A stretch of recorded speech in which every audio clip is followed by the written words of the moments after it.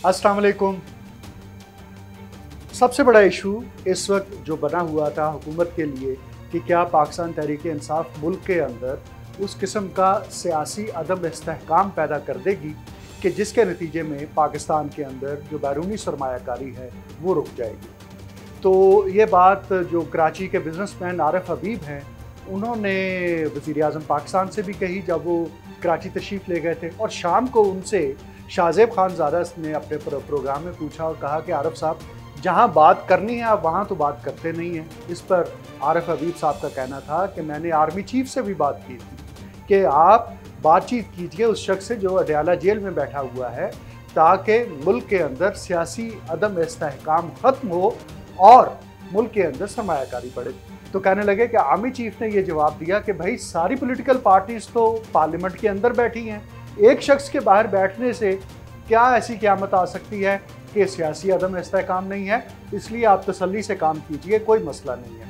और फिर उसके बाद हमने ये देखा कि अदलिया के 6 जजों के ख़त के बाद जब इंक्वायरी कमीशन बना तो मीडिया की तरफ से यलगार और ये कहा गया कि भाई एक इंक्वायरी कमीशन की क्या ज़रूरत है, चीफ जस्टिस इसको बराह रास्त सुने।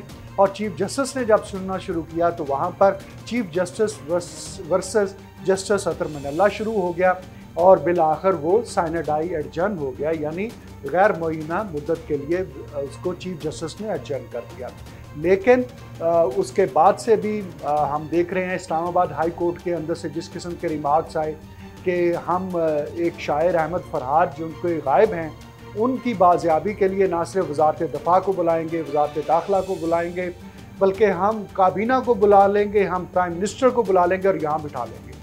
तो उसके बाद तो एक हंगामा बर्पा हो गया कि ये अदालतें क्या बातें कर रही हैं। जवाब में पार्लियामेंट के अंदर ऐसी तकरीरें हुई, मीडिया जो है वो जाकर अदलिया के साथ खड़ा हो गया और उन्होंने कहा कि जनाब जजेस बड़े आज़ाद हैं, वो दबाव में आने को तैयार नहीं हैं, वो एजेंसियों की मुदाखलत के लिए तैयार नहीं हैं। चुनांचे ये तो बड़ा अच्छी बात हो गई है। अब आपको अगर याद हो कि जिस ज़माने में PMLN और पीपल्स पार्टी ज़ेरे अताब थे तो उस वक्त जजेस जो थे वो PTI के साथ मिलकर इन्हें चोर डाकू कहते थे अपने फैसलों में, और मीडिया शाम में बैठकर मीडिया ट्रायल शुरू कर देता था। अब फ़र्क ये पड़ा है कि अदलिया जो है उसको याद आ गया है कि हम तो किसी से डरते नहीं, हम तो आज़ाद हैं और हमारी तो कोई मुदाखलत काम में कर नहीं सकता है। हालांकि बड़े चुन के हीरे जो हैं और मॉनिटरिंग जज जो कि आप खुद ही छोड़ के भाग गए, वो उस वक्त क्या गुल खिलाते रहे थे। तो अब अदलिया ये कहती है कि हमने अपनी आज़ादी का तहफ़्फ़ुज़ करना है और मीडिया उसके साथ खड़ा हो गया है। तो इस वजह से एक नए किस्म का अदम इस्तेहकाम पैदा हो गया, यानी जो काम पाकिस्तान तहरीक इंसाफ जैसी सियासी जमात के नहीं कर सकी थी, लोगों को सड़कों पर लाकर सड़क गर्म नहीं कर सकी थी, वो हमारी अदलिया और मीडिया ने कर दिया है।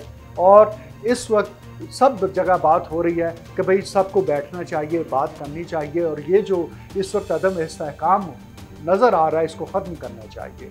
तो वो उसके साथ साथ हम देख रहे हैं कि अदलिया इमरान खान को रिलीफ भी देती जा रही है और अब उनके तो गालिबन 2 ही केसेस रह गए हैं, बाकी में तो माशाल्लाह वो हाजी सनाउल्लाह साबित हुए हैं। और अब जब उससे भी बाहर आ जाएंगे तो फिर एक नए किस्म का सियासी अदम इस्तेहकाम पैदा करने की कोशिश की जाएगी। तो गोया के अक़वाम मुत्तहिदा का वफ़द अगर रऊफ़ हसन की खैरियत दरियाफ़्त करने पहुँच जाएगा तो इससे आप अंदाज़ा कीजिए कि इंटरनेशनल इस्टेब्लिशमेंट किस तरह से हमारी मुकामी इस्टेब्लिशमेंट और हुकूमत को कॉर्नर कर रही है। वजह सिर्फ ये है कि हम चीन के साथ CPEC करना चाहते हैं, हम उसका सेकंड फेज़ करना चाहते हैं, हम जो सऊदी अरेबिया और खलीजी ममालिक को मिलाकर यहाँ इन्वेस्टमेंट करना चाहते हैं। और ये बात ना इंडिया को पसंद है ना इंटरनेशनल इस्टेब्लिशमेंट को पसंद है कि पाकिस्तान जो कि इस पूरे खित्ते का गेटवे है वो मुस्तहकम हो जाए और हम अवाम इसकी कीमत भुगत रहे हैं। ये कब तक होगा कोई नहीं जानता। शुक्रिया।